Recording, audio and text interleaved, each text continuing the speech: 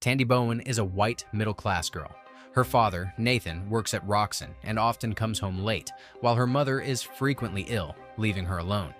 After a ballet class, Tandy waits in the rain. When her father arrives, they argue briefly before a call about an oil rig interrupts them. Suddenly, the rig explodes, and the car, with them inside, plummets into the water. Elsewhere, Tyrone Johnson and his brother are walking through the city. Some friends want them to steal a car, but his brother refuses. Tyrone, trying to help, steals some speakers and gives them to him. His annoyed brother tells him to return them. A police car surprises them and they flee. At the docks, his brother tells Tyrone to hide while he distracts the officer. Tyrone sees him fall and jumps into the water.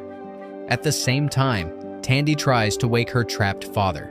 A second underwater explosion releases a brilliant energy that envelops both children. Years later, Tandy survives by scamming rich men with the help of her boyfriend, Liam. Tyrone is the star of the basketball team, but remains impulsive. During a game, he gets into a fight with another player, and his parents reprimand him, showing that their economic situation has improved. In contrast, Tandy lives in a church. After the accident, Roxon blamed her father for the explosion, leaving them with nothing. Her mother fell into alcoholism. Liam gives Tandy a stolen $500 and suggests they attend a party in the woods to steal more. Coincidentally, Tyrone is also there, invited by the cheerleaders. At the party, Tandy intentionally bumps into him to steal his wallet. When he discovers it's missing, Tyrone follows her to a cemetery. When he catches up to her, a white light appears in Tandy's hand and pushes him back. Tyrone, surrounded by shadows, also manifests powers. Tandy recognizes him as the boy from the accident, but disappears when he touches her. She hides and returns to the trailer where her mother lives, stashing the loot in a pink bag. She lies, saying she was with Liam. Her mother, excited about her new lawyer boyfriend, notices a wound on Tandy's hand. Upon touching it, Tandy sees a happy memory, revealing she can feel and manipulate others' hopes. Tyrone wakes up confused and encounters a red-headed police officer with a scar, James Connors, the man who killed his brother. After reporting him in the past, Chief Watts had told him that officer didn't exist. Now, hearing his name, Leo, Tyrone looks for a photo at home and confirms it's him. When he falls asleep, he teleports again into the trunk of Connor's car, using his ability to travel through shadows. He hears him planning to sell drugs from the police evidence room. When Connors opens the trunk, Tyrone surprises him, throws the drugs at him, and flees. Connors catches him, but upon touching him, he feels the deep fear Tyrone carries inside. Leo, the officer who accidentally killed Billy, has always carried the guilt and used his contacts to cover up the crime. When confronted, Tyrone teleports away to escape. Meanwhile, Tandy, with ballet tickets in hand, wants to revive her dreams, but a rich young man she had previously robbed intercepts her, knowing she would show up. He dismisses his bodyguard with bad intentions and attacks Tandy, who manages to stab him with a dagger of light and escapes, unsure if she killed him. She asks Liam to get her out of the city. Calling the hospital, she discovers the young man is still in intensive care and could identify her. She needs fake documents. At a laundromat, the owner informs them that a secure document costs over $10,000. Liam gets part of the money, but when Tandy goes to get her savings, she discovers her mother has spent it on the lawsuit against Roxon. At the laundromat, she sees a wedding planner with a lot of cash. Tandy plans to steal the tip money, managed by the maid of honor. They infiltrate the party, and Liam locates the woman. Although he doesn't ask questions, Tandy feels his hopes. He wanted to marry her. Overwhelmed, she rejects him and flees to the bathroom. She steals the maid of honor's wallet and escapes with Liam in the wedding car. With the fake papers in hand, Liam wants answers, but Tandy was never looking for a relationship. Meanwhile, Tyrone can't forget Leo. He follows him, but is punished along with the entire team for missing practice. His teammates beat him up in the locker room, and although he tries to teleport, he hasn't mastered his ability yet. Later, while spying on Leo, he makes a noise and is forced to flee. He returns home, where he admires his mother's strength after Billy's death. Blinded by resentment, he breaks into Leo's house armed, seeking revenge. In a strange manifestation of his powers, Tyrone appears in front of the car Tandy is driving, causing an accident. She, who was returning to save Liam after he was arrested, crashes into a tree, not understanding why. Tyrone pursues her. He flees when he hears sirens. Officer Karen, in charge of the rich young man's case, investigates the stabbing. The boy lies, saying he was attacked by a man, but the marks on his face and clothes contradict his story. Tandy cleans the fingerprints from the car and returns home. She finds her mother asleep next to her boyfriend among empty bottles. She isolates herself in the bathroom to treat her wounds, but her mother discovers her. Just then, Karen knocks on the door. The mother lies, saying she hasn't seen Tandy in months. Karen insists on entering, but without a warrant, she can't. Still, she claims she isn't there to arrest her, but to help, as she suspects Tandy is a victim. After she leaves, the mother looks for Tandy, but she has already escaped through the back window. After several failures, Tyrone felt cursed. His classmate Lisa took him to her aunt, a psychic, who recommended a purifying herbal bath. During the bath, Tyrone had a vision where he found a young Tandy, and she also saw a child Tyrone. They both shared their pain and understood that only together could they heal. From that moment on, their souls were connected like the twins of Orleans. Waking with clarity, Tandy contacted Officer Karen to report the young man who tried to attack her. But he had already closed the case using his influence. Frustrated, she went to the church where she found Tyrone. He confessed he had seen her in a vision. They exchanged experiences and concluded that Roxanne was behind their powers. Tandy noted that if she had Tyrone's gift, she would have run from the pain forever. When they tried to touch, they were thrown back by an energy blast. Tandy advised Tyrone that if he wanted to expose Leo, he needed to get to know him. First, she suggested he pretend to be a victim, like having lost a bicycle, to get close to the police station. Meanwhile, Tandy was suspicious of her mother's partner, the lawyer Gray. Approaching him, she discovered that he truly loved her mother and was committed to the case against Roxanne. She went to his law firm to learn more about the lawsuit. Although he was still legally married, he lived separately. Still, Tandy knew this detail bothered her mother. Tyrone returned to the police station, but the trauma of his brother's death overwhelmed him, and he left without getting any information. At home, his father noticed wire cutters in his backpack and, alarmed, took him to the South District, where he introduced him to the Red Hawk Clan, a group with deep cultural roots. There, Tyrone met an elder who explained the role of scouts and how his brother Billy was destined to be one. His father showed him a special cloak that helped control his powers. Tyrone decided to keep it as Billy's legacy. Meanwhile, Tandy learned that her mother had a huge argument with Gray and that their relationship was in crisis. When she went to the law firm to talk to him, she witnessed an attack. A woman disguised as a delivery person killed Gray and burned the office. Gray had discovered something dangerous. Back home, her mother was trying to call Gray to apologize. Unaware of the truth, Tandy, fearing it would devastate her, returned to the ruins of the law firm, opened a safe with her light dagger, and retrieved important documents. Finally, Tyrone returned to the police station and spoke with Karen, the officer Tandy had mentioned. She explained that Leo worked in the vice unit, where many officers crossed lines to deal with criminals, making him dangerous, but also watched. Tyrone told Karen he saw Leo selling illicit substances. She promised to investigate, but asked Tyrone to stay out of it.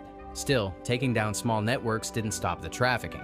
Karen suspected Leo was working with a cartel that eliminated competitors to control the market. She went to Liam, now an inmate, and offered to negotiate his release if he revealed who was operating behind District 12. Motivated, Liam gave her useful information. Following that lead, Karen found a dancer who delivered money to a runner at a club without knowing the real leader. The dancer accused Karen of seeking drugs like the other corrupt officers. Karen suspected she was referring to Leo, so she pretended to be using drugs to gain her trust and infiltrate the network. Meanwhile, Tyrone was focusing on an important game. His mother, who had changed work commitments to attend, mentioned that her most important client was Roxanne. In parallel, Tandy discovered the annual Roxanne Charity Gala and decided to infiltrate it. She stole an elite school uniform and posed as an influencer to get a job as an escort at the event. The night of the gala, Tandy approached several executives using her powers to read their thoughts. They all imagined a businessman, Peter Scarborough. By constantly using her abilities, she also unintentionally activated Tyrone's, who started failing on the court as he saw his teammates' fears just by touching them. During halftime, Tyrone teleported to the gala, asked for help to return, and Tandy pushed him down the stairs, activating his return. Back in the game, Tyrone couldn't regain his rhythm. He missed a decisive shot, and his team was eliminated. That night, while sleeping, he had a vision. Leo was arguing with Dune, an old friend of Billy's. Leo had failed to protect his network, and Dune was confronting him. Tandy, meanwhile, reviewed the recovered documents and saw that many were signed by Peter. She decided to confront him. Using the stolen uniform, she faked a flat tire and knocked on his door. Peter, deceived by her innocent appearance, came out to help. Tandy read his thoughts. He saw himself pulling the bodies of dead workers from the water, stealing their money. His true motivation was to profit from the tragedy. She saw a helmet with the name Mina and remembered seeing her at the gala. To get close to her, she posed as an intern. Mina Hess, an environmental scientist, was the daughter of Yvonne, the sole survivor of the explosion that killed Tandy's father. Mina accepted her presence but told her she needed special equipment, a repellent suit, goggles. Tandy prepared for the field work. Returning to the church with a large bag of supplies, she ran into Tyrone, who revealed that Dune, his brother's friend, was associated with Leo. He tried to infiltrate his network, but Dune told him there was no room for him. Tandy suggested to Tyrone that if there were no spots available in Dune's network, he could create one by displacing someone. While he considered it, Tandy prepared for her new role with Mina. Upon arrival, she found a house full of plants, books, and a model of an oil rig. She tried to talk about the explosion from 8 years ago, but Mina quickly changed the subject.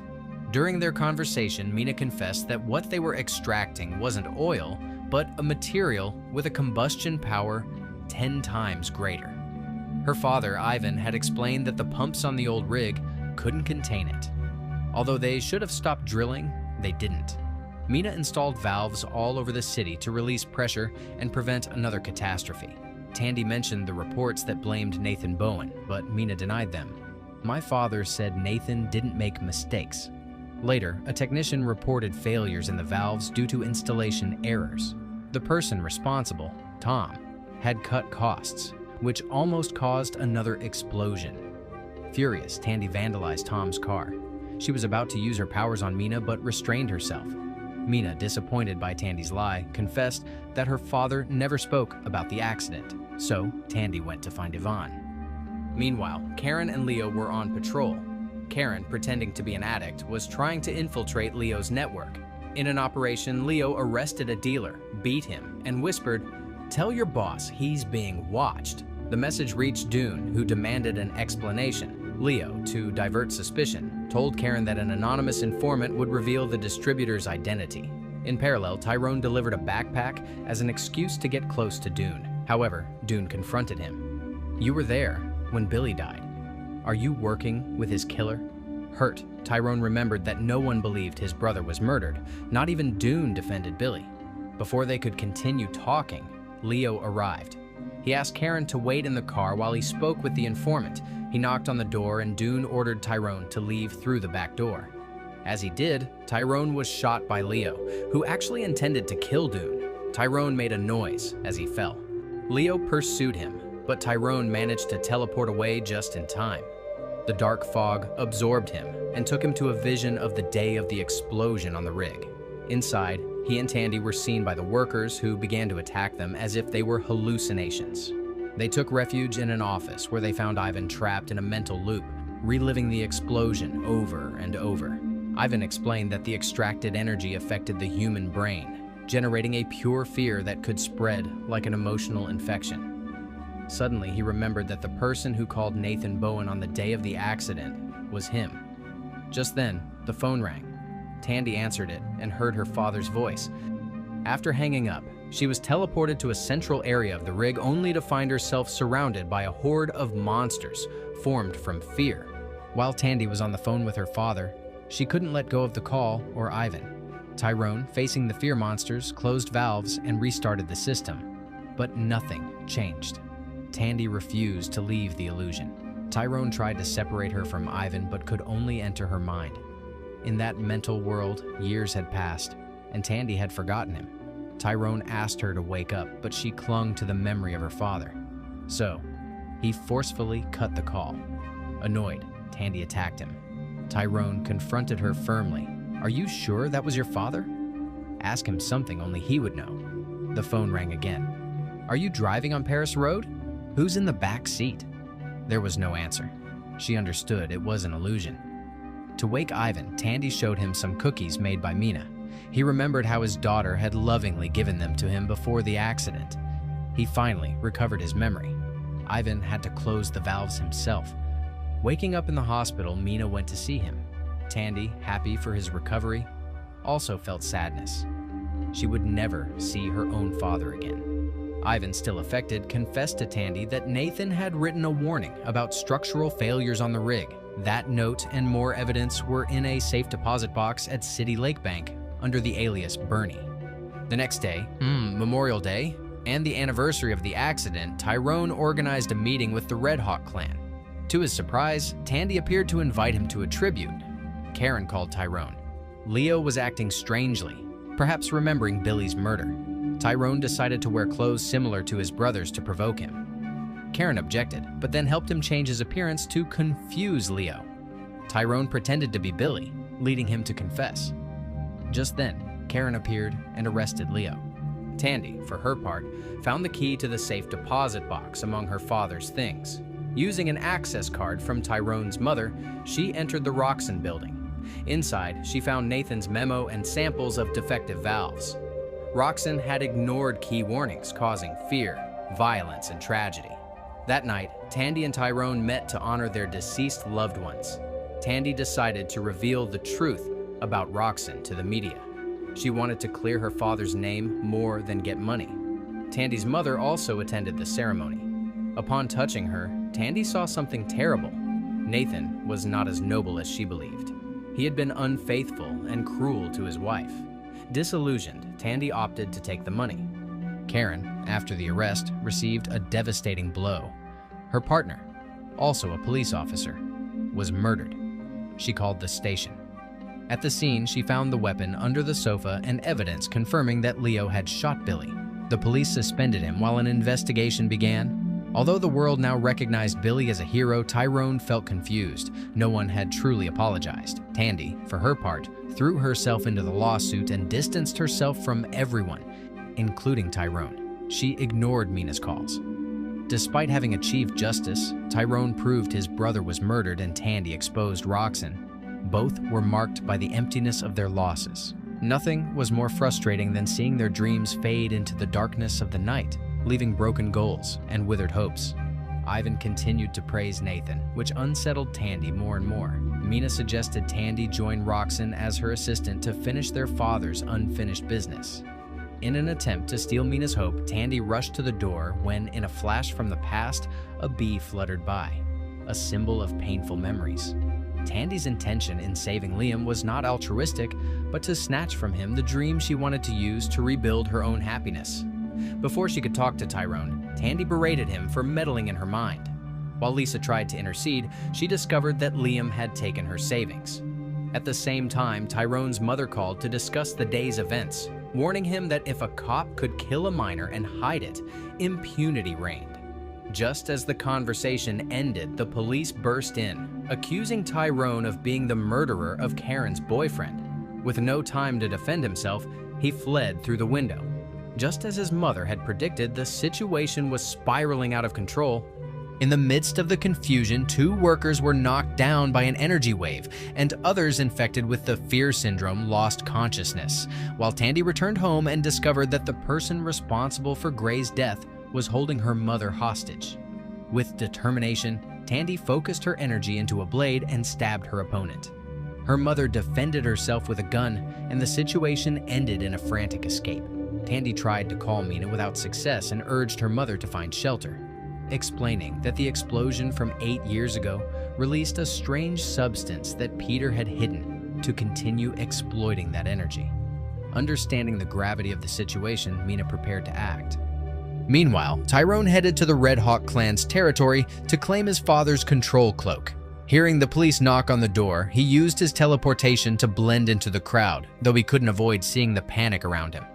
In that chaos, a local media outlet recounted the legend of the Twins of Orleans, a story of sacrifice in times of crisis that recalled old disputes and losses. It was announced that to save the city, one of them would have to sacrifice themselves. The police arrested Tyrone without formally stopping his ability, locking him in a storage room. At that same moment, a colleague announced the arrival of Leo, who wanted to seal the area. The situation became even more chaotic when a man infected with the fear syndrome burst into the police station, spreading the virus rapidly. Simultaneously, Tandy and Mina reached Roxon, where Peter explained that the manual control for the valves was in Auxiliary Building 616, next to his tower. Shortly after, as they headed to the area, they were ambushed by an assassin and a group of monsters born from fear. Tandy used her energy sword to open a container, and she and Mina took refuge behind doors and windows. However, Mina was caught and infected, forcing Tandy to use her power and join the fight against the infected, which caused the police to seal the area. Tyrone, escaping the station via teleportation, emerged next to Tandy and, in a fit of desperation, managed to electrocute Mina to control her. But the battle had been so intense that Tyrone's own ability was compromised. Finally, the twins reunited and, through tears, swore to save the city, even knowing it might cost them a personal sacrifice. Although the news filled them with sorrow, it also rekindled their confidence amidst the fear. As they advanced toward the control room, their allies joined in. Karen, from a high vantage point, gave them cover with a sniper rifle. Just as she went to reload, Leo appeared unexpectedly and opened fire, wounding her and forcing her to retreat. Tyrone couldn't ignore it. He confronted Leo and dragged him to the rooftop. He didn't want to push him, but when Leo tried to escape, Tyrone's coat, Billy's legacy, activated with a power that seemed to come from his brother. Tyrone then understood the meaning of Lisa's prophecy. His ability to teleport wasn't for sacrifice, but to fulfill his purpose faster than anyone. Instead of separating, Tyrone chose to save himself and everyone else alongside Tandy. The two joined their powers, held hands, and together faced the fear emerging from the depths. In a blinding flash of light, they managed to contain it. They saved New Orleans and broke the curse of sacrifice. Both survived. However, the battle was not entirely over. Karen, who had been thrown into the water by Leo, reappeared.